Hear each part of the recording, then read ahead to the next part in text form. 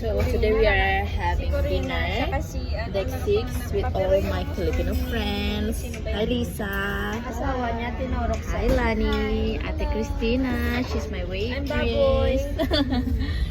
So now we're just waiting for our dessert.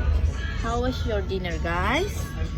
How's the experience? Dining room?